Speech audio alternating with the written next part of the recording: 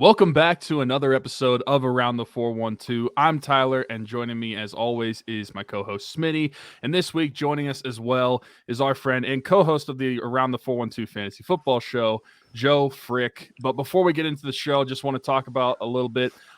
So follow us on all of our social medias at Around the 412. We're on TikTok, we're on Twitter, obviously that's our biggest platform, and Instagram as well. Smitty's on Facebook. We technically have a Facebook. So if you want to follow us there, go ahead. You can also follow the show wherever you're listening to right now, whether it be Apple, Spotify, iHeartRadio, wherever it is, we're on there. Also, go subscribe to us on YouTube. We're trying to grow that up as well. Also have a couple of GoFundMes to talk about before we get into the show. The first one is going to be our Christmas fundraiser. There's a couple weeks left until Christmas. It's crazy how fast it's coming up. But rocking around the 412. This year we are over $4,000 already, but we want to keep going to help as many kids this Christmas as we can. We try to provide a Christmas that Smitty and I never had to worry about growing up. And so for the past 5 years, we've been able to do that. And we want to keep that going. Every cent that you guys donate goes to these families and these kids. And we also try to provide a gift card for a holiday meal, or if a family is struggling and needs gas. I know that was the situation last year.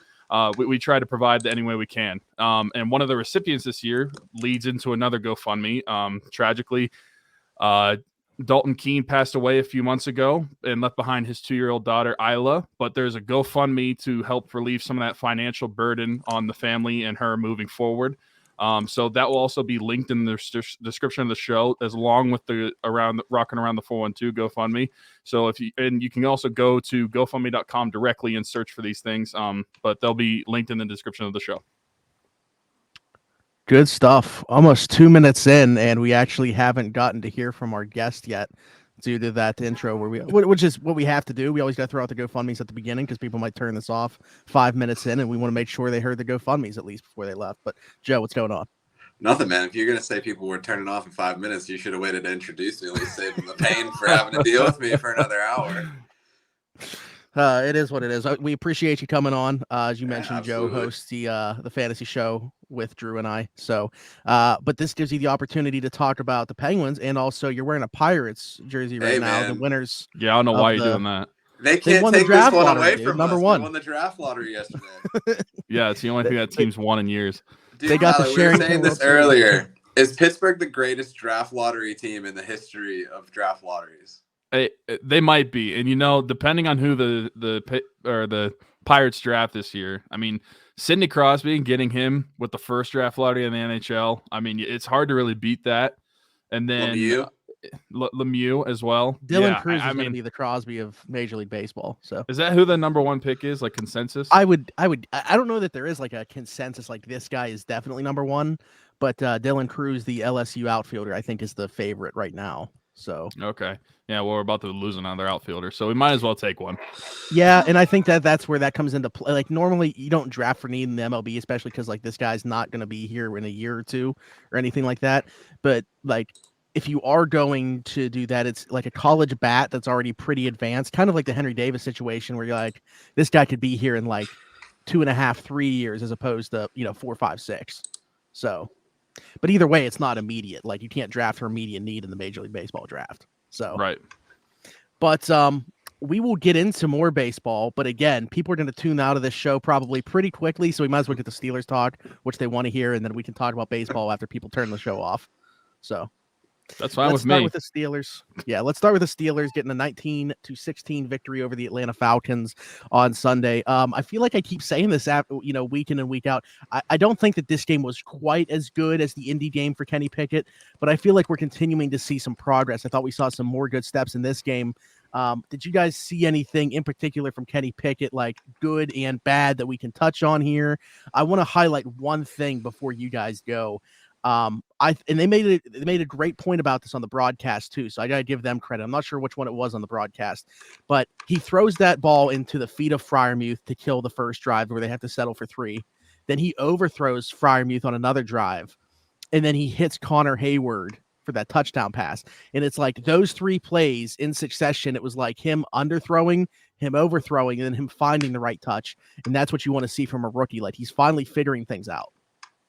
Well, that's what I was going to say is like kind of in just one game, you're going to see development over a season for a rookie quarterback. But even in one game, I thought for the the vertical passes in the intermediate game, kind of like the 20 to 30 yard pass range, you saw some progression through as the game went out.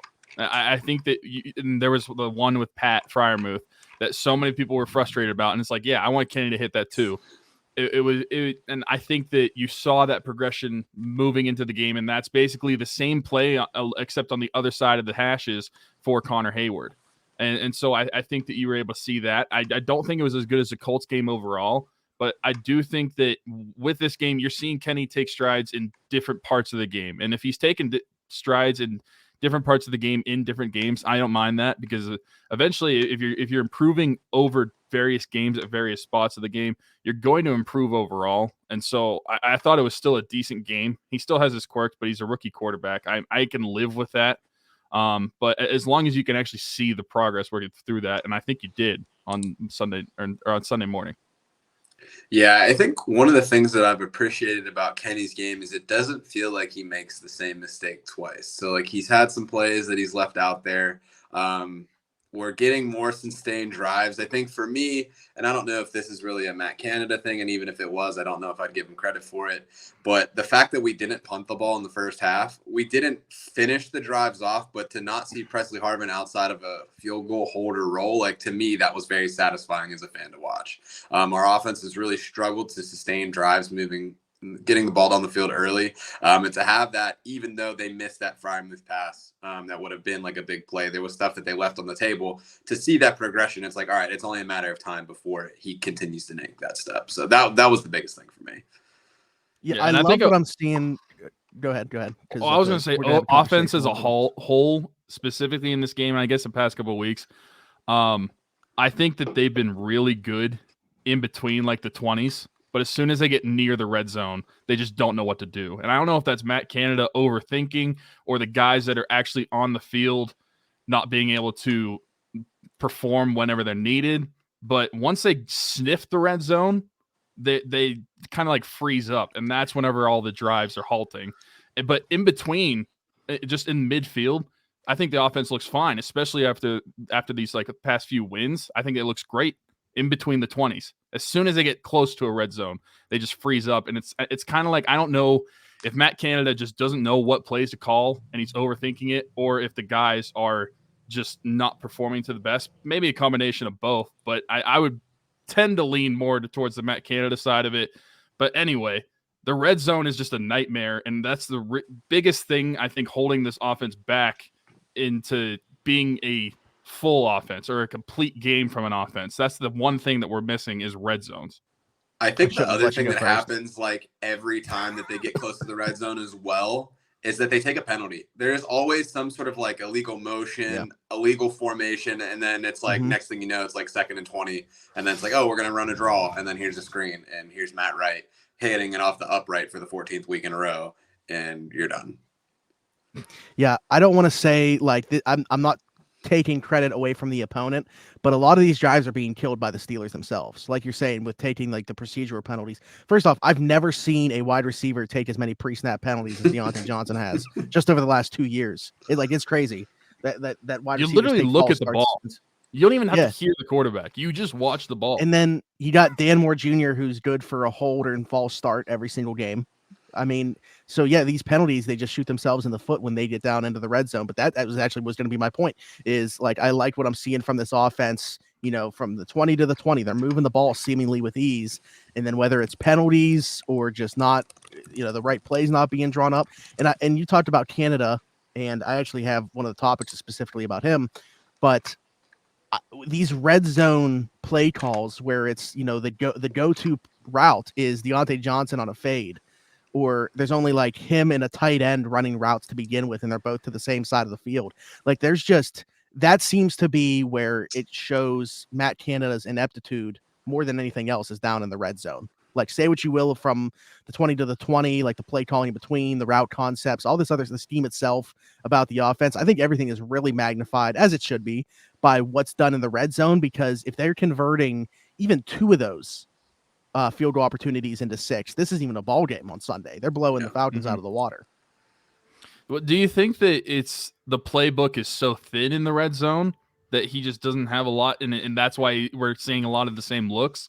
Or is it kind of like what I was thinking, like maybe Matt Canada kind of panics in those situations, maybe because we didn't get in them all that often in the first half of the season, and then he doesn't know what to do. With the way they're running the ball, I'd almost rather see them hand the ball off 3 times and just see what happens. Recently. Because I mean, it's insane to me. Again, like, I know that I keep saying this, but I don't know how many times I've watched, them get down into the red zone, and from like the 10-yard line, Kenny rolls out, and the only 2 routes that are being run are Freiermuth on a post and Deontay on a fade to the right side. And it's like, this is so easy to defend.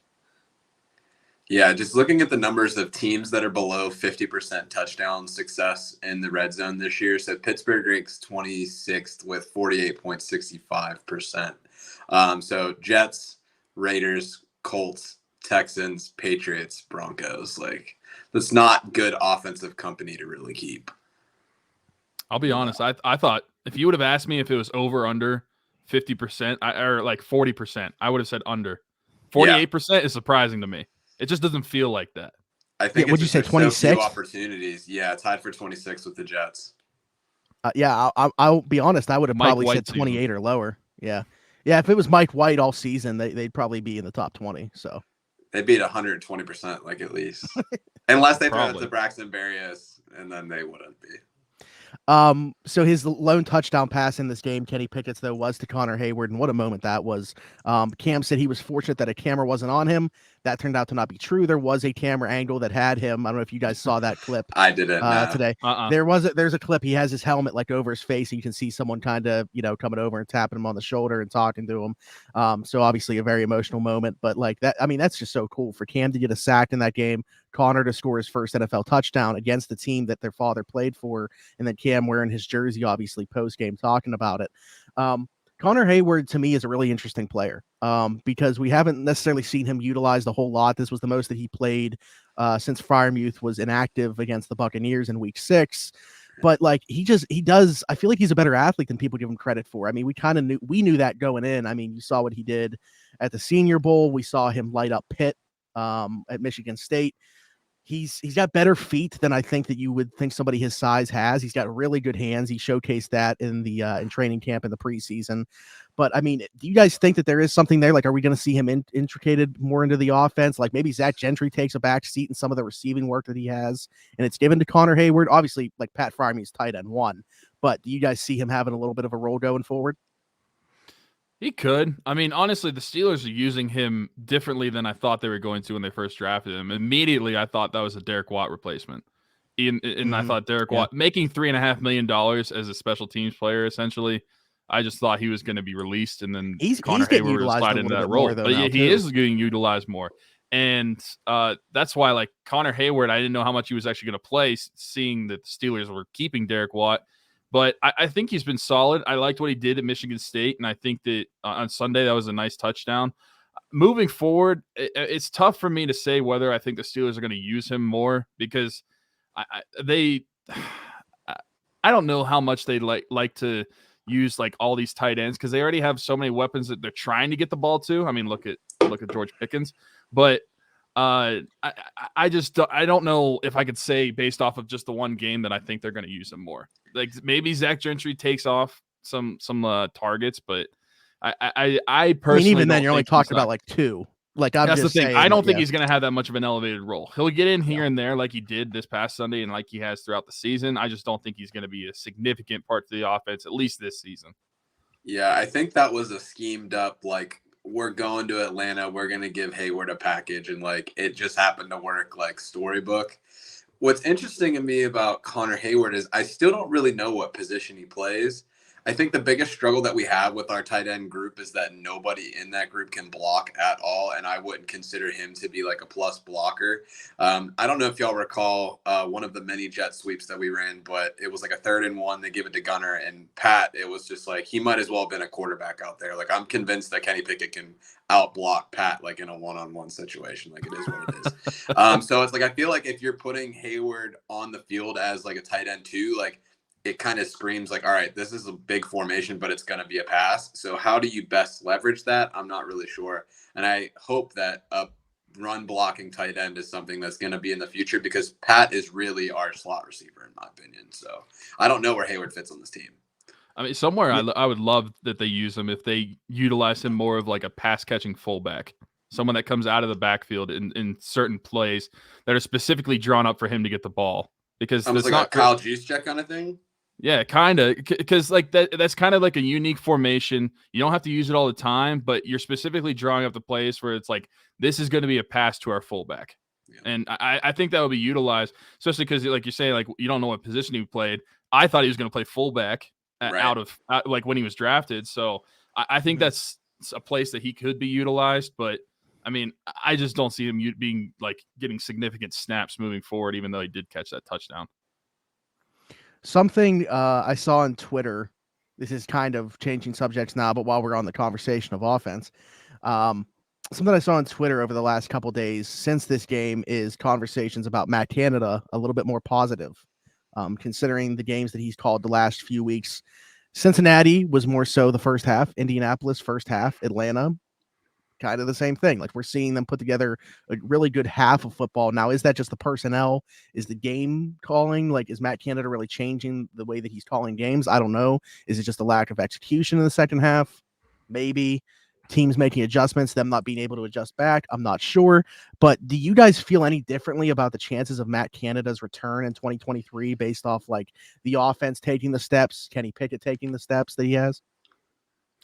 If I'm thinking about the way the Steelers operate, I definitely think that the door is open. There's a possibility. But for me personally, I mean, a broken clock is right twice a day. I think that just because he's had some good halves or good quarters, I don't think that this dude should keep his job. And I think a lot of that could be credited to the offensive line might be having some cohesion throughout the season and getting to work well together. Kenny Pickett is getting better as a starting quarterback. You're starting to see some more chemistry with some of his skill positions. Najee Harris is running the ball better. And it just so happens that all of this is happening at the same time. And whether that's a credit to Matt Canada or not, it's going to make him look good no matter what because the offense was performing better. Do I think he should keep his job personally? No. I just don't think he's that good of an offensive coordinator. I don't think that he has the ability to really work with what he has. Instead, he needs a system to really work for him. And I don't think that's good for the NFL.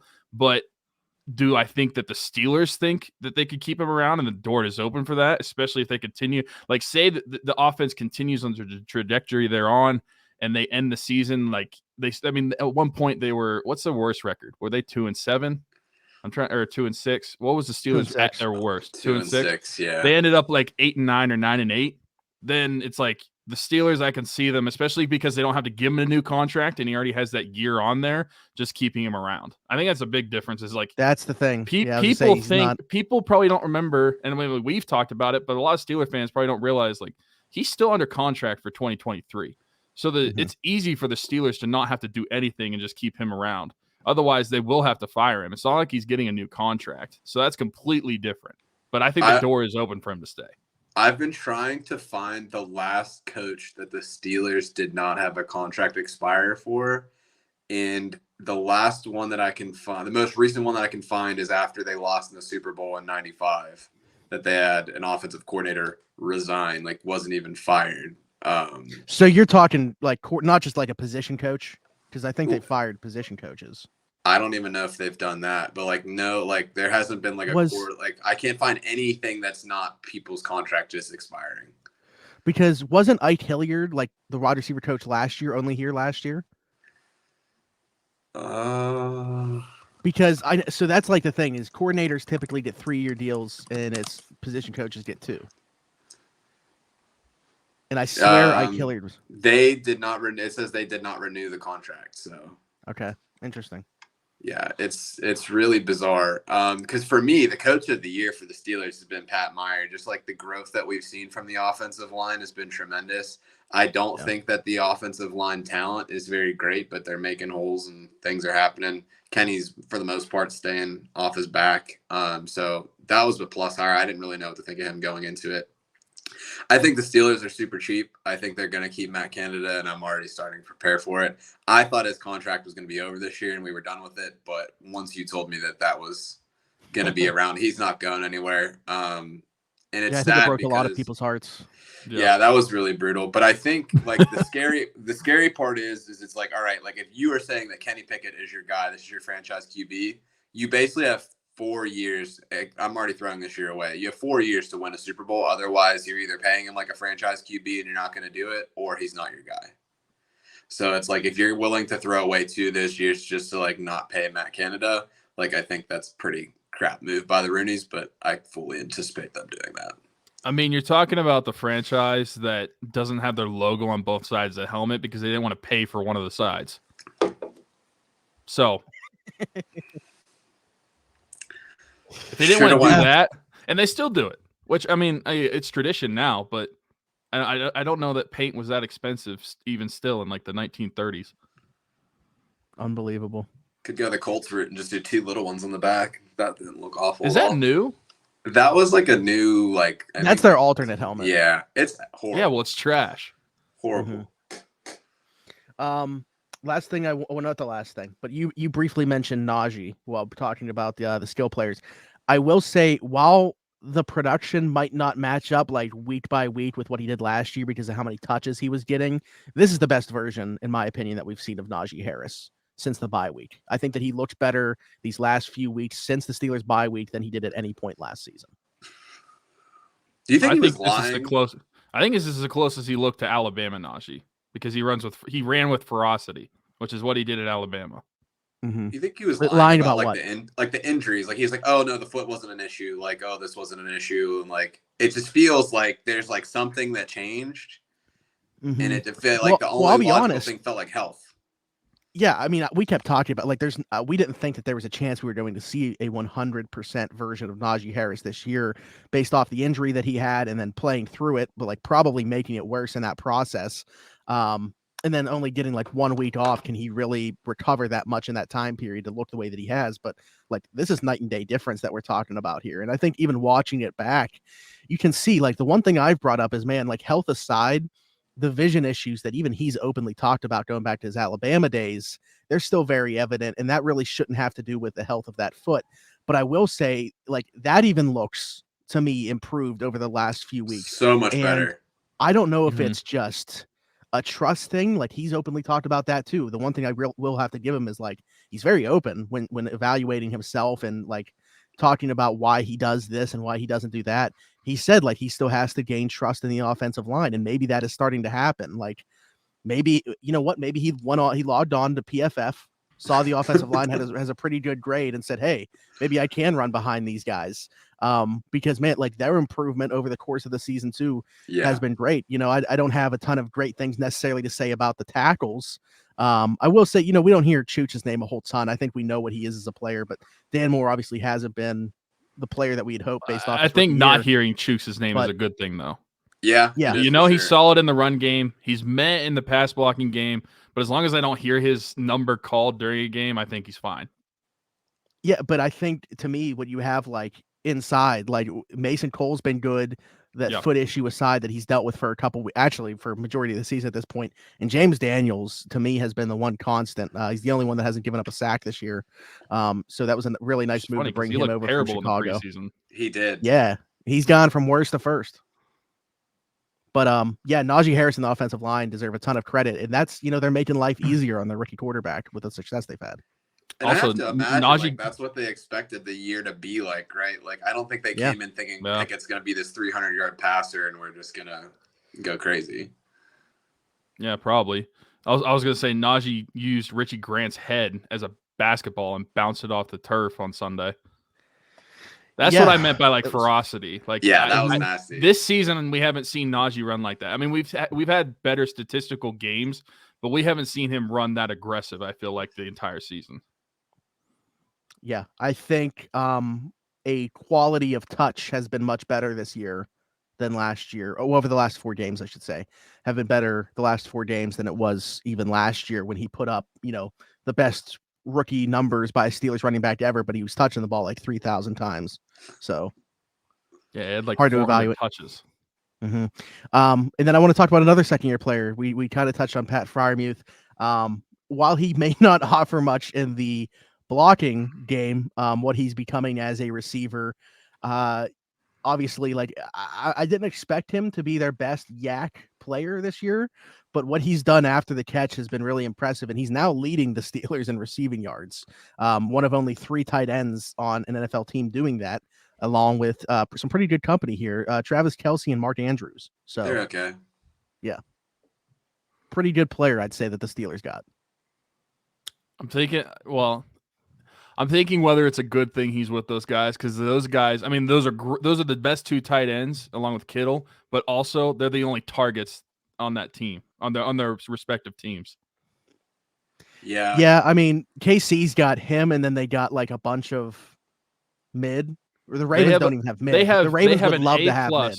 They have an A+ tight end and a bunch of like B- receivers. What would you say the Ravens have? They have an A+ tight end, and they have a bunch of. I mean, who's even their best receiver? Yeah, well, because there's no Rashad Bateman. Devin Duvernay is probably their best, and he's probably a C- at best. 35-year-old Deshaun Jackson. Is he actually active? Demarcus Robinson. Yeah, I think so. Demarcus Robinson's actually had a couple weeks where he's popped off, but yeah. I hate that Devin Duvernay. Devin Duvernay either has a 2-touchdown game or he gets negative yards. And that's about it. That aside, we talk about it from like a fantasy standpoint, but even a real life perspective. The tight end position, like if you have one, you're blessed. They're very hard to come by. Obviously, I would love to see Pat improve his blocking game because I don't want him just be a glorified slot receiver, just a move tight end. Mike Gesicki. But yeah, although that might be good for, if he's able to, when it comes to franchise tagging or something, he might be able to be tagged as a receiver if he wins an argument. I don't know. But anyway, do you think that, the Steelers have a potential top? So I put out top 5 that did interactions on YouTube and TikTok. I don't know if you guys saw that, but do you think that we have a top like 7-10 player at the position on our hands in Pat Freiermuth? Yeah, I think that's respectable. I mean, if top 5, I think would be pushing it right now. There's a lot of development still with him, but I think if you were to tell me top 10, I think there's an easy argument there, especially as a receiving tight end. That's what I was going to say. Top 5 receiving tight end. He's already there, but he's such a negative in the run game that it's like he really is like a receiver. Like he doesn't bring anything to the table in that regard, which is surprising to me because he's a big dude. And when he runs with the ball, once it's in his hands, like it's not like he's like avoiding contact and goes down easy. So like I don't really understand like how. What's up with Penn State, dude? Gesicki's from Penn State too. Yeah, what are they doing over there? Well, I don't know. It's weird to me. I think that's kind of the development of the tight end position at all levels, not just like the NFL, but like high school, college. You are either a blocking tight end and you don't really catch the ball that much, but you're really good at run blocking. But nowadays, the really good pass catching tight ends, they don't block that much. I mean, I'm looking at the collegiate level and like all the top tight ends. Yeah. They're not that great of blockers. And so they're basically turning into a 4th wide receiver on the field. They're just bigger than the wide receivers. Yeah, it's like almost like you're just like slightly too slow to be a wide receiver, but you're not big enough to play the line and you're too like athletically gifted. Like I look at the University of Utah, Brant Keithy and Dalton Kincaid, they play tight end, but they are wide receivers. They're the top 2 targeted people on the team. Like that, and maybe that's a credit to Cam Rising can't throw to a wide receiver, but he targets them because that's all their route running is built around their tight ends, and I feel like that's a lot of college football now, and we're probably going to see that a lot at NFL. I mean, look at Travis Kelce. Travis Kelce, he's a good tight end, but if you were to say he's a wide receiver, that's essentially like looking at his stats. That's kind of how that team is built now. That he gets he gets a ton of targets, ton of catches, ton of touchdowns. That's kind of how the position is going forward and how tight ends are evolving. You're kind of seeing less of the blocking and more of like how good at you're a receiver. We can live with you not being able to block, but how many catches can you get? We need to bring back Matt Spaeth just to block. Hey, whatever it takes. I was trying to think of some other tight ends that we had throughout the Vance was a pretty good blocker. Vance was solid for him being known as like a receiving tight end. He could throw it down a little bit. Yeah. I must That's mention why I like another to- Penn State tight end, Jesse James. But I Well, feel like if you aren't going to have a good line or you're going to have weaknesses in the line, like you can clean up for that by bringing in the tight end, leveraging it. But it's like, all right, like we don't really have to worry about him. Just get around them and you're fine. But I wouldn't do 3rd and 1 end arounds to one, the left side of the line, and then have it capped off with Freiermuth being the lead blocker. And then it's like, I knew as soon as I saw that formation, I saw Gunner coming around. I was like, nope, there's no way. This is like instant negative play. Like, come on. Yeah, that's why to me, like, if you're gonna say who's the best tight end in the league statistically, it's Travis Kelce. But who's the best pure tight end? It's George Kittle. I would still probably pick Travis Kelce, but I get what you're saying because Kittle's like, a very well. I'm including the blocking too. Yeah, like that's the thing. If you're going like pure tight end, like you need the elite blocking with the pass catching. That's why I'd pick Kittle. Yeah, no, I feel that for sure. All right, let's switch gears. Let's talk about the Pens. Since we last recorded, 3-0 wins over the Knights, Blues, Jackets. That Knights win coming back from a 2-0 deficit. Beautiful. I want to touch on just like Sidney Crosby. You guys know who that is? Who? Pretty good player. 35 years old on a 110-point pace this year. Leads the league in points at 5v5. Yes, him. I mean, it's unfathomable to me what we continue to see. Like, we're so blessed to watch this on a nightly basis. I've been so blessed to watch his entire career. It's gonna absolutely crush me when I'm no longer watching Sidney Crosby play hockey. But watching him night in and night out do what he's done this season, putting the team on his back, you'd have to think, especially where the Pens started out to where they are now, like in a playoff spot, you'd have to think he's on that short list right now for MVP candidates at this point in the season. Listen, I've made that argument for years, and it hasn't been the case. But I would have him as an MVP, like a Hart finalist, because I mean, he's the only one in like the top 20 points in points right now that's like over the age of 28. Oh, I was actually going to bring that up. So today, Matt Larkin from Daily Faceoff tweeted out the ages of the top 5 scorers, but there's 7 players because they're including tied people, and it's 25, 27, 23, 29, 26, 35, and 24. Who's 29? I have no idea. He listed the ages, not people. Ages? Oh, okay. All right. I mean, I can look it up, but no. All right. Let's just. I wanted you guys fine. to talk about. Sidney Crosby. That's all I was looking for. It's Kucherov is 29. Oh, okay. Nice old man. He's an old man. Holy cow. Carlson's 9th, 32nd. He's having a nice little bounce back. Yeah, he is. And again, keep in mind what Sidney Crosby is doing this season while having next to no production on the power play. Like, it's all coming 5v5. Matt Canada coaches that too. Honestly, he would be leading the league if we had a solid power play. But we haven't been able to score on the power play since Phil Kessel left. And that's what I'm saying. That's legitimately it's true. It is true. Our power play percentage, as soon as Kessel was gone, tanked. And I'm not saying I want him back, but they don't know how to run a power play without him. Well, they never readjusted. Well, the problem became is like, so you think about like great power plays in Penguins, like since like the Crosby era, when you have like a player that's a willing participant to shoot on the left side like Kessel was, and it's like, it's not like he's like the one-time guy where they have to focus on him and it's like, oh, we're gonna have him in the OB like circle and then he's gonna fire off a one-timer. But he could take the puck from the left side, he could make the pass like diagonally to kind of like the backdoor play, but he really good passer. Yeah, great passer, and he had a good snapshot, great wrist shot that was awesome. You think back like when Ryan Whitney was on the power play for the Pens, they used to, every game it felt like Crosby would go across the middle, you have a right-hand shot on the left side, bangs it across, and it's like it's a good goal.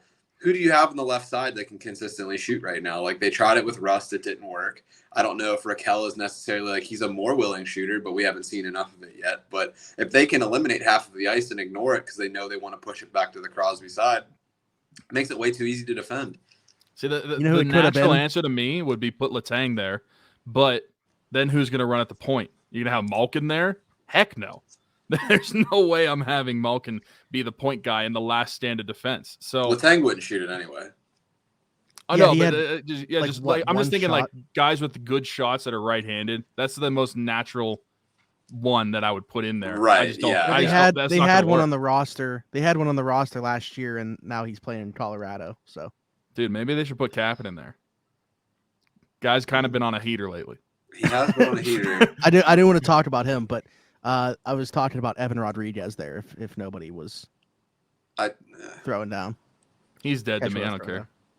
He is hurt right now, actually, though, in Colorado. But you mentioned Raquel. I wanted to bring up the Penguins when they play Raquel on the top line with Sid and Jake are 11-2-1, I believe, or 11-1-2. 11, One of 2, the and two.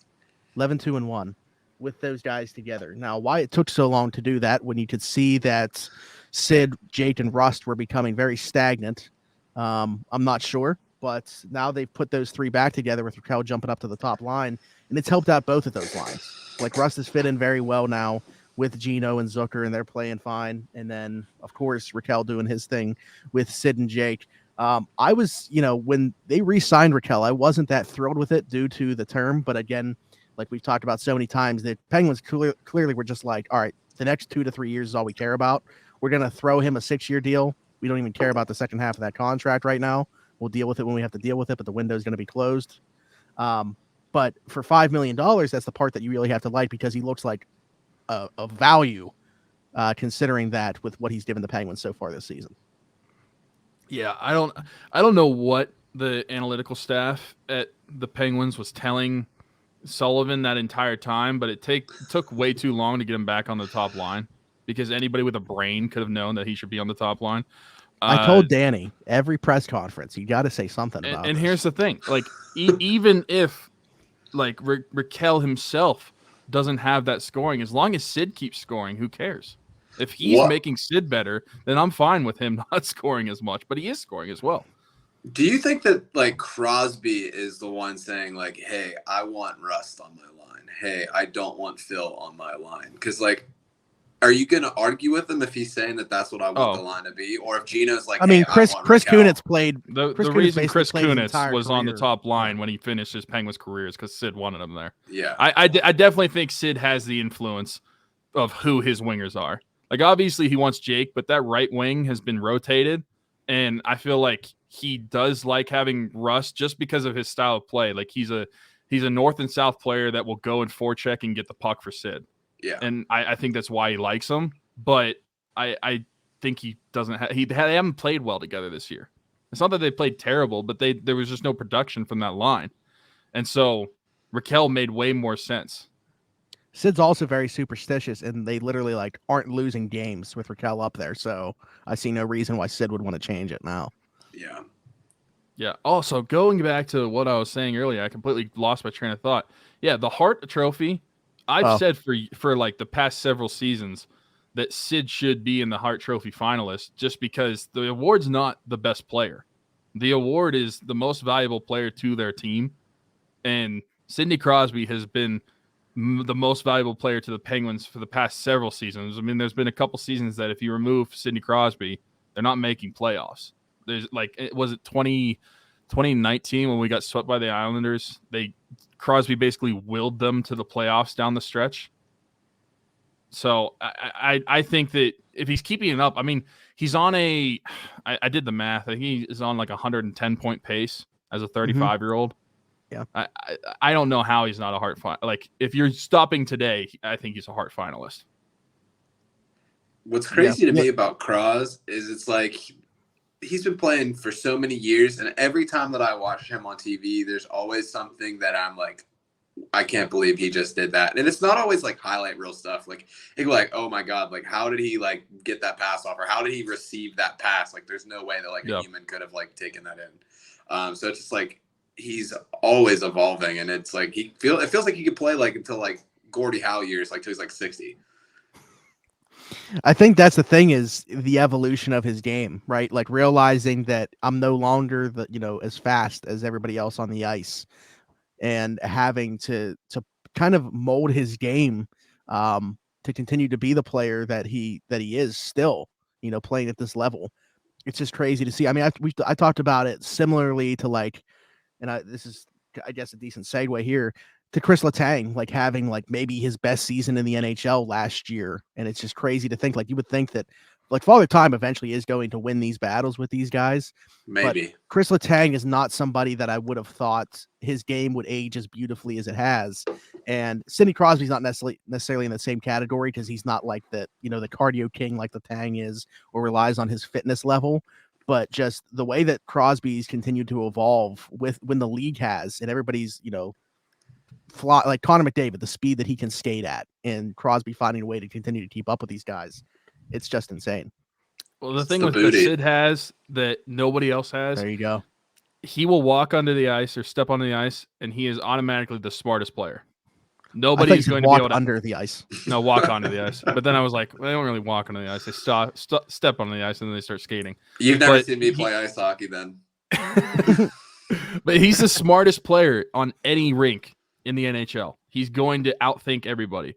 And I think that's because we keep him at this level, or at a close enough level to this, as he's 36, 37, 38. Sure, his body might deteriorate, but the nice thing about Sid's game as well, he never, like, he had speed, but he never relied just on his straight line speed. He never relied on his physicality. A lot of it was his technical stuff. And so I think that as the game continues to be speed oriented, sure, he might not have that dead straight line speed like a McDavid has, but he's going to have the hockey IQ that no one on the ice has. And honestly, he probably has the best hockey IQ ever. I think so. Yeah, who's another player that we could throw up there? Nick Lidstrom, for sure. Same team, Steve Yzerman. Joe Sakic aged really well, too. Like, I think he had a 100-point season Forsberg. at 36. I love that we're not saying Gretzky, but because that guy's a bum. At coaching. Yeah, that's true. I said it was a good transition to kind of be able to start talking about Letang. Obviously, in his absence these last few games, we've talked about it. What have we seen from the defense? Like, we knew that somebody was going to have to step up. I mean, Marcus Pettersson's just continued on with his fantastic start to the season. When everybody wanted to get rid of him, he was the defenseman everybody wanted to trade in the offseason. The Penguins were listening. He actually, even came out and said, there was an article written about it, that he thought he was going to be moved at one point. And then you have like P.O. Joseph looking like he definitely belongs in the NHL, who the Penguins apparently talked to literally every team in the NHL right before the season started about a move for him. I mean, to me, those two have been the most impressive defensemen in this stretch of hockey that we haven't had Chris Letang. Although I do want to give a little bit of a cap tip to who's taken over without Mark Friedman in the lineup as the XG god, Chad Ruhwedel, maybe the best seventh defenseman in the league. Of all time, perhaps. Yeah. Yeah, sure. It is interesting, and like it's very annoying because you have that subset of fans that are very anti-Letang. So like seeing the defense kind of just play to the system and do well, and it's like, oh, we'll see, we didn't need him. It's like, shut up, like you're stupid. Like go touch grass, like go walk on the ice, like go do something. But I feel like when he's not on the ice, though, like everybody has a defined role and they play to that role very well. We've seen like Brian Dumoulin, for example. I think he's been a pretty big scapegoat, and rightfully so for the team. I mean, he's kind of fallen off from like he's our lockdown number one pairing D-man to he's really almost like in this like PK third line role, but like he's doing his job and he's making it happen. The evolution of some of these players is really nice to see, but you don't have anybody trying to do too much or be Chris Letang. You can't replace that, and it's impossible to do so. So seeing the team say, all right, we don't have this dynamic player. We can't replace that, but let's just do our jobs and not make the dumb mistakes. Like I don't feel like they're making those, and it's made big dividends for them. I think they're not trying to make up on the offensive skill. Yeah. They're just playing defense, which is what, honestly, the Penguins need. They don't need – it's nice to have the defense chip in, but I think it's more important to have the defense play defense and not let your own end be a nightmare. And so, like you said, like the guys you named, Smitty, Marcus Pettersson, against the Golden Knights, he played over 25 minutes. I think that's a career high, which is crazy. and then POJ. Those are the two guys that we kind of like talked about that would step up. I mean, Marcus Pettersson has been the best defensive defenseman on the team this year, and I don't think it's close. And there were so many people that wanted to run him out of town, and it's just because he's small and they don't like the way he gets hit sometimes. There was no actually validity to why people wanted him out. Yeah, he's like except that they didn't like looking at him. He's 6'4" and like 80 pounds lighter than me. Like, it's stupid. Yeah, the dude's a twig, which is why he'll get like hit and he falls down. But he's always in good positioning. He's good with his stick. I see no reason for him to leave, and I mean he's been great. Maybe now that he got in that fight, they'll let it go. There we go. Yeah, that's true. And then POJ wasn't it Letang that he stuck up for? Yeah. Mm-hmm. But what a pleasant surprise. I mean, the whole offseason, we're talking about how Ty Smith is going to be in this lineup. For cap reasons, he's not. But now it's like, what are the Penguins really worried about Ty Smith coming up? Like, when would they want to come up? Honestly, I'd rather have him over Brian Dumoulin. I know you Joe, you were talking a little nice about Brian Dumoulin. I'd like to send him to the sun. I'm done with him. I am too, but he's on an expiring contract. He has been better too. He has been better. Yeah, well, better is still not good. But honestly, though, I know. If I'm getting rid of one defenseman, it's not even Brian Dumoulin. It's Jeff Petrie. Yeah, I mean, Jeff Petrie's been bad. That trade looks worse and worse. And part of it is because the thing is he's making 6.25. You could, but you could live with the defensive inefficiencies if he was scoring like we thought he was going to. But he's not doing that. Yeah, that's the problem. Yeah, we mentioned, them prioritizing the defense and them not trying to make up for Chris Letang's offensive game. The thing is, like, Jeff Petrie was here to kind of provide that. Like, that's why they decided to make the move from John Marino to Jeff Petrie as the second right-handed defenseman, was because Marino never took that next step offensively. It wasn't because of his defense. He was fine in his own end. His game had continued to progress there. It's just after his rookie year, the offense just vanished. So them going and upgrading, they thought, the second pairing defenseman on the right side to Jeff Petrie, that was a way to get, 8 to 12 goals from a right-handed defenseman. And just, you're not getting that. And you also haven't had steady, consistent play in his own end. He has been better in the absence of Chris Letang, I will say that. Yeah, your best three defensemen right now is Marcus Pettersson, Jan Ruda, and POJ. Who would have thought? I do want to give him some grace just because it's like coming into a new system that's probably drastically different than the way that they do things in Montreal. It's got to be an adjustment. I think a lot back to like Paul Martin, his first year with the Penguins. Like, everybody hated him. He was the worst player ever. Like, he thought about wanting to like leave the team and like get a trade for like whatever you really could. But the thing that I didn't understand about the Petrie move is like, we have this old core. Why did we go out and get older like that? Like, there was a lot of different ways you could have attacked that. But like, right. And maybe the money I don't care about. Money's not an issue. We're big ballers out here. But to your point on Ty Smith, apparently he's we got LeBron James in there. Come on. Yeah, come on. But apparently Ty Smith is like full Mike Matheson mode in Wilkes-Barre from what I've read. So it's like he goes from like brilliant play to like bone, like you're on the roller coaster. You don't know if it's going up, down, sideways, upside down. Perfect. Get him up here with Reardon because Reardon fixed Mike Matheson. So. Yeah, I don't know. I think that the defense is what it is. Like, Petrie is what it is. It sucks, and the trade looks worse with him there. Hopefully he gets better, but I mean, the team has played way better. I mean, imagine if we were still going through that losing streak. At least we're talking about we went podcast to podcast without them losing a game. We didn't do that for a long time. I know. Well, you know what? Too, I think the last thing to touch on with the all aspects of this team. We've talked about the offense.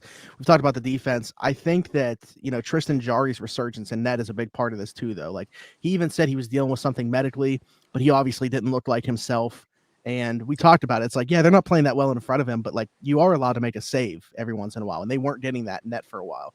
And Tristan Jarry's resurgence over these last few games has been very nice to see. I think it goes back to what game was it? He got his shutouts in the first half of a back-to-back, and ever since then, his game's taken off, and he's gotten back to last season's version of Tristan Jarry. So that's been very nice to see. I don't know if it's anything like mechanically with him, if he's getting out on pucks better, if he's cutting down angles. He had a not getting shutout as against deep in his Winnipeg. net. Yeah. That was the one. Yep, that was the one against Winnipeg, where it looked like he had turned a corner, and since then he's been playing really good hockey. So is there anything specifically that you guys have necessarily seen? Like I mentioned, like he's not getting as deep in his own net. He's coming down and cutting out angles. Is it just like mentally? Like, because I think Tristan Jarry, you can tell when he's on and when he's off by his willingness to play the puck, like his confidence level. Well, to me, it's the confidence level, but like his angles are good. His positioning is good. That's something that I notice when he's not confident is he sits back at his net and he doesn't really take Lets the the puck come to proper him. angles. Yeah. When he's attacking, that's when Tristan Jarry is the best. He gets in the proper angles and gets in the proper positioning to make a save. That's what we've had the past. I mean, he's won, I think, like 8 of his last 9 starts or 7 of his last 8 starts or something like that. So it's been really good for Jarry, and it's been nice to have a goalie back there that knows is going to get you a save. That can boost the confidence in the team as well. Yeah, it was 7 for the last 8. I think the other thing with Jarry is he's kind of a wild card. So you look at the beginning of the season, like he was like, all right, like you're definitely a Hextall goalie. Like you're angry, like you're going after people. And when they were losing, it was just like, all right, like they're probably going to score on me again. Like I'm just going to sit here in my net and like mope about it. And it's like you saw it a little bit at the end of the Columbus game where it's like he's out there, he's jawing at people. Someone bumped into him. And he got pushed by a Penguins defender, but like he was not having it like whatsoever. So it's like when he's got the little sassy streak in him, you're like, all right, we got the good one out there. So it's always funny to see him getting after it because goalies, like you can't really fight a goalie. Yeah, he talked about his, willingness to get involved with these plays outside of his crease and play a little chippy. And he was saying like that's a way for him to stay engaged. And like he feels like he kind of needs to do that sometimes just to stay in the game. So, I mean, if that's what he has to do to play at the level that he has played in these last 8 games, then, so be it. Continue to do it, Tristan, because that's what the team needs. Just don't go full Jordan Bennington, please. He's unbelievable. Getting kicked. What a clown. I don't know what it is with him. Then the backup this comes isn't in just... and knocks over the net by falling into it. That was so perfect. And the Jason Zucker just like... Yeah. Everything about that game. So, yeah, the last thing, actually, that I want to touch on, I almost forgot about this. You mentioned Kasperi Kapanen, who scored a hat trick in that game. Him and Bryan Rust, who were 2 guys that were just, both snake-bitten simultaneously. Obviously, Kapanen for a longer period of time, being a healthy scratch as well, but finds his way back into the lineup. At the expense of Danton Heinen, which is kind of, another guy that had been snake bitten or still is, I guess. And Bryan Rust, finding themselves back on the score sheet. If those 2 can get going, and you talk about streaky players, obviously varying degrees to those 2, their streakiness, but they're guys like once they get 1, it seems like they're getting 2, they're getting 3, they're getting 4. Like we could see a streak here now where these guys both go on a run, and what a blessing that would be, especially with the way Sid's playing. If Jay continues to find the back of the net with what they're getting from Gino and Zucker, I mean, this team could go on a nice little run here. Yeah, that's the thing. Is like I dislike Kapanen's play, but I've never disliked him. I wished he was good. But it was justifiable for him to not play because he wasn't producing. But he's got 5 points in his last 3 games. He didn't score in the Columbus game, but I think he was moving quite a bit. I thought he looked pretty good off puck, even though he didn't score in that game. But then he had the hat trick and he had a goal and an assist in the Vegas game as well. I think that's the version of Kapanen you need. And I think that the one that we wanted was the one that really didn't feel the pressure of like, oh, when he came here, we traded a first-round pick plus a lot of other garbage. And then we were wanting him to be a top 6 player. I think as long as he doesn't feel the pressure of that and like, hey, you're just a bottom 6 guy. Go out there, play your game and do what you do. And actually play with your speed and be able to shoot the puck well. I think that Kapanen can play well. That's the thing that I think Kapanen needs to do is to get the confidence. And once it keeps going, like I said, I think he looked good in that Columbus game. He didn't get on the score sheet, but hopefully moving forward, you start to see him chip in some more because at $3.25 million, you'd like to see that happen instead of sitting in the press box. Yeah, it's cool too. I think as fans, it's really easy for us to be like, all right, like just get Kapanen off the team, get Dumoulin off the team. But like you can see like the impact that like and how like close knit that they are like in the locker room. Yeah. Like once he The scored that reactions goal, to him scoring? like you just see the reactions of it, like the reactions in like the interviews, and like everybody just like losing their minds for it. So I think we lose that at like kind of sitting in the press box, watching on TV, whatever. But I think that there's this misconception a lot in hockey where you have these like role players like the Heinen, like Kapanen. I wouldn't put Russ in that category because he's top 6. He's getting top 6 money, but they're supposed to be streaky, and it's like when all of them run dry at the same time, then it's a huge problem. Or you're relying on Sidney, the God Crosby, to kind of like carry the load for everybody. But they're all going to have these ebbs and flows throughout the season, and it's like as long as you can get a couple of them hot, like as you go, then you're totally fine. Like we don't need all of them to be scoring at the same time. It's just like, all right, when one's starting to slow down, pick up the slack. I think it's a great problem to have somebody of Heinen's caliber to be able to sit in the press box and kind of reset, refresh. I think that's a luxury that we've been missing.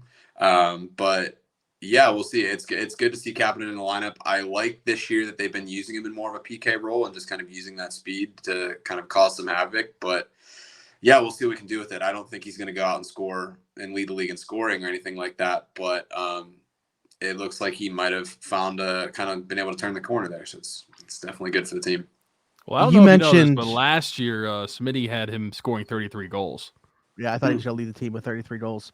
Yeah. I really bought into him shooting 30% the year prior. Yeah. Also, PK, we brought this up on a show a few weeks ago. He scored 6 shorthanded goals in Toronto on the penalty kill. So it was dumb that the Penguins weren't even using him on it. I was under the impression that he asked to not be on it, was my understanding. I was like, that was like part of the conditions of them getting him back. Who does he think he is? What a loser. He gave and Sullivan just said yes. Maybe. Have you seen that mustache? There's like nothing on that thing. It's been how many weeks now? Cheeks clapping him, baby. You mentioned, so the PK, that's a good thing to last talk about. They've only given up 1 goal since Teddy Bluder's return, and that's over the course of 9 games now. But also Teddy Bluder, not just what he's done for that PK, but you mentioned Danton Heinen being in the press box. That's just because since Teddy Bluder's come back, that fourth line has just been, really good. Like, even if they're not scoring a ton, they're playing their roles fantastically between Teddy Bluder, Josh Archibald, who's been a nice surprise, and then obviously Ryan Poehling, who's out right now with an upper body injury, but it doesn't sound like it's too big of a deal, and it shouldn't miss too much time. But with what they've provided, I mean, that's why you have a guy like Danton Heinen in the press box. Yeah, and it's easier to swallow when Danton Heinen is making $1 million. He shouldn't have made $1 million. He should have been making more than that, but it's easier to swallow with $1 million instead of 3.25 in the press box. I'm curious to like how. I mean, I guess he wanted to come back to Pittsburgh, obviously, for him to take that. Winnipeg apparently had a multi-year deal with more money that he didn't take to return. It's cold as hell up there, but who wants to go there? Ain't that the second place CFL team is Winnipeg? The Blue Bombers, they blew it. Yeah, story about that, but I just wonder, at what point does Danton Heinen not want to sit in the press box and go somewhere else and try to get moved? I think it goes back to that culture thing. I think he really enjoyed being in Pittsburgh, and it's like, I'd rather sit in the press box for a meal with my boys than hate my life in Winnipeg and get whatever. Like, he probably could have got 2.5. Yeah. Also, if you're sitting in the press box, but your team wins the cup, your name's on it. Just saying. Him and Chad Ruhwedor probably having like the time of their lives, man. Like. All right. Finally, what everybody is here for, the Pittsburgh Pirates talk after winning the draft lottery. They hold the number 1 overall pick. That's first ever draft lottery. They're 1 for 1 in draft lotteries, batting 1,000. Very much unlike the team itself. Draft lottery. They do suck at Ted Williams. They do go out and make a couple moves here. First day of winter meetings that they were active. They go and get Vince Velasquez. Drew should be on here to tell us a little bit about Vince Velasquez, former Philly, who was actually supposed to be like a really good starting pitcher. He's kind of a swing man at this point. He was okay at periods of time in Philly and in Chicago. I think he spent a little bit of time with the Padres in there as well. But I see him kind of the role that I was hoping JT Brubaker would take over, where it's like maybe not even a back end of the rotation guy, but more of a swing man out of the bullpen, long relief guy. That's what I think Vince Velasquez is here to do. If he does win a rotation spot, that's kind of unfortunate because to me that signals they didn't sign another starter in free agency like I'm hoping they do. But But they do that, and then they also, I actually like this one. Yarlene Garcia comes over from the Giants, who had been pretty good the last 3 seasons out of the bullpen. They finally get a lefty on the roster, which is the most important thing here. Now they just need a catcher because they've already said the only catcher on the roster isn't going to be their major league catcher. So they're going to need at least one. They're going to need at least 2, actually, and they're not currently on the roster. But anyway, so they are a little active. The big thing here with the Pirates when it comes to topics, we haven't talked about this because it happened on Saturday. Bryan Reynolds requested a trade. Very unfortunate because, and Tyler even texted me after this and said that we have to talk about the Pirates on the show because they're just so depressing to talk about. The thing is, to me, it's just like, this is such terrible timing. Like, had they done it last year, I wouldn't have wanted them to do it, but like, so be it. But it feels like they were kind of getting to a point where like this couple years of contention should be starting. And instead we're talking about the best player in the team requesting a trade now. Yeah, I again don't really want to talk about the Pirates this upcoming season, but I know we're going to. I mean, this sucks. There's really no other way to describe it. But is it surprising? Honestly, no, not really. You're talking about the Pirates having 3 of the last 4 first overall picks. So it's not that surprising that a player like that would want to be on a competitive team. You would have liked to see him be on this team as it got competitive. Kind of like Kutch was in that 13-15 run, but I can't blame him for wanting out of Pittsburgh. If you're going to play for a team that isn't going to show that they really want to try to improve, especially in the timetable that you want to win a championship, talking about Bryan Reynolds himself, like if you're in your prime right now, you want to win a championship, the Pirates isn't exactly the place to do it. And it doesn't seem like it's going to be in the near future the place to do it. So I can't blame him. I don't like it, and I hate that it's happening, but I don't blame him one bit for not wanting to play the Pirates. I'm a Pirates fan, grew up a Pirates fan. If I was getting called from the Pirates and saw 412 drafting me, I was like, heck no, I'm not answering that. I mean, why would I? Honestly. They might have called you. They might have called you when you graduated high school and you just blocked the call. They could have. Hey, honestly, if I don't have a number, I don't answer it. If it's important, they're going to leave me a message. So that's probably what happened. 33rd round, Tyler Weeks. He could be the catcher right now. I could be the catcher right now. I could also probably play any position because the team stinks. But, I mean, Bryan Reynolds, him being gone will suck. It hasn't happened yet. I don't know who he's going to go to. Or do they don't even technically have to trade him. But they don't have to. You wonder, like, I feel like you got to respect him enough to do it. Yeah, it's tough because I feel like you and I don't necessarily know him personally, but we've known teammates of his, and he just seems like, just the sweetest guy, so soft-spoken, great teammate. Like, everybody says great things about him that have played with him. So it's not like I think that he's somebody that's going to create a scene in the locker room or anything like that, or, create that type of atmosphere if he's not traded. But at the same time, like you said, this isn't even, it doesn't necessarily have to be personal, like it's not like he's super young. Like, he came up at not a super young age, of course, because he was in the Pirate system. So what do you come up at, like 25 years old, 26 years old or something like that in 2019? So you're talking about, when can he realistically expect to be on a competitive baseball team if it's still in Pittsburgh? When he's like 31, 32, like, he's looking at his own future here in his own career, and he's making a business decision along with his agent, who I'm sure is advising him like, hey, we can try to move somewhere else and get an extension there, because the Pirates apparently were talking extension with him. I don't know what a respectable offer is. They offered to give him the most money in team history. That only means $71 million above. Like, that's all it would have to be the most expensive contract the Pirates have given out. Because that's currently Brian Hayes, 8 years, $70 million. So I don't know what that is, but Joe wearing the Brian Hayes jersey. But I can't fault the guy for thinking that this isn't the best place to continue his career with where he is. Well, so he's going to be 28 this season. Do you think it was the team, or do you think it was the term on the contract they're offering? Because I heard that he wants 8 years, but they only offered him 6. And it's like, the problem is because he came up so late, that he's not really going to get another chance at the big contract. So this is really his only time to get paid. Dude, you know what's stupid for the Pirates?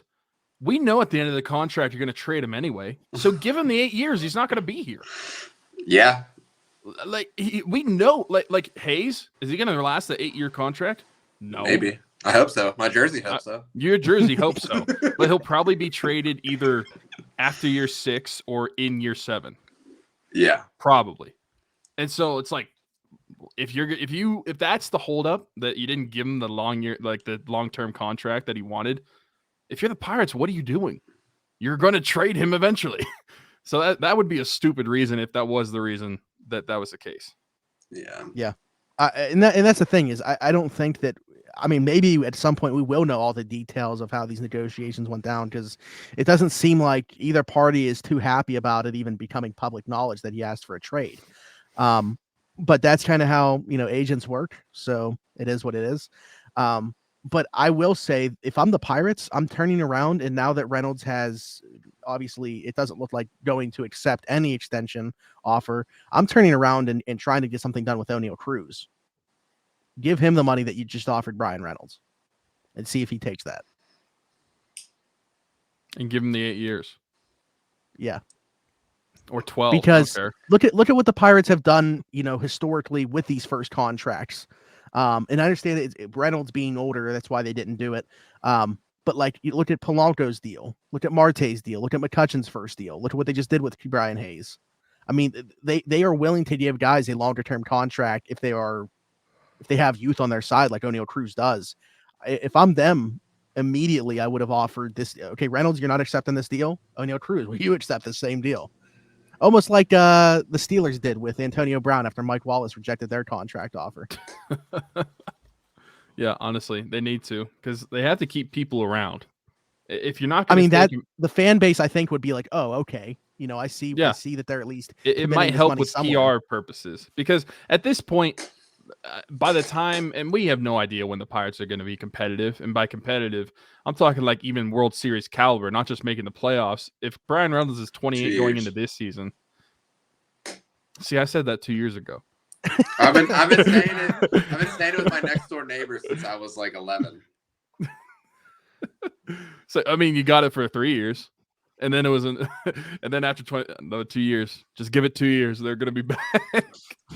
But the thing is, like, how long can we really expect, or how long can Bryan Reynolds expect to wait? He's 28 years old going into this season, and so is he going to be 30, 31 by the time they're actually like a competitive baseball team? You'd hope that, and so it's not really worth the wait to him. I just don't know what can they get back from at this point, because if you think back last year when they were like first having these talks, like, oh, they were going to move him, like Julio Rodriguez, AL Rookie of the Year, was like the asking price when the Mariners were like, hey, we want Bryan Reynolds. And it's like, I don't think Bryan Reynolds lived up to the hype as much last year. Like, he was more of a Robin than a Batman if you were going to put him on a good team, but he's not like a trade him for a bucket of baseballs either. So it's like, what does that value look like right now? I also think it hurts that the news broke out that he requested a trade, because if it was behind closed doors and they just traded him to a team that didn't know that he requested a trade, you might get a more offer because you're holding more of the cards. But now that everybody knows he wants out, then what can the Pirates really, like, how much can the Pirates like say no to certain teams? Like, you're probably going to have to take a lesser deal because it's known knowledge that he wants out. I think the Padres could come calling. I mean, they missed out on Judge and Trey Turner. They offered them both more money than the team that they ended up signing with. I mean, could the Giants, a reunion, the team that traded Bryan Reynolds to us, come calling after missing out on Aaron Judge? I mean, he's a tough evaluation because he hasn't had a ton of lineup protection in his time in Pittsburgh. His defense was the worst that it's ever been last season.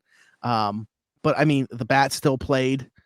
I think that he offers obviously the versatility to play in center, or I would rather have him in left field personally. But it will be interesting to see what his asking price is, because I feel like he is higher valued by us that watch him play in Pittsburgh and realize he's doing this while not having a ton of talent around him, as opposed to these outside fan bases that he's not necessarily like a household name in, and they're like, oh, we don't need to trade any top prospects to acquire this guy. So I have no idea like what his actual value is. I don't know. I have no idea. But the smartest thing the Pirates can do if they do trade Bryan Reynolds, and this isn't necessarily to get better at baseball, but the smartest thing from a PR standpoint, replace your center fielder with your former center fielder and sign McCutcheon. Oh, here we go. I knew it was coming. I mean, listen, I'm just saying from a PR standpoint, if you want people to give a crap about your team, you got to do something. Get Steele in the ballpark. Yep. Yeah, I'm not saying it makes you a better baseball team, but to actually get people to go to games and be interested in you when you're going to be bad, that's how you do it. Do we think that he would have literally any interest in playing for the Pirates? Probably not. He has. Because I think be chasing a ring. The only reason that he would come back is if a team that is going to be chasing a ring doesn't want him. He still has a house here, though, doesn't he? Yeah. His market would have to be nothing. Yeah, he lives here. He lives here. I'm in Utah. He lives in Pittsburgh in the off season. He lives in Salt Lake during the off season. Post Malone does. There you go. There's an interesting. There's some trivia for you. Yeah, Post Malone.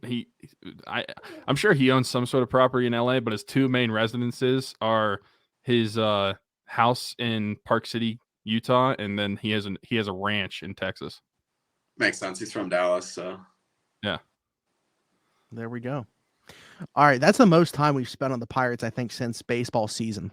So, and it was nothing not good. That was a very high bar to cross, but and that will be a continued sentiment probably moving into the season. Nothing good. There'll be a lot to talk about.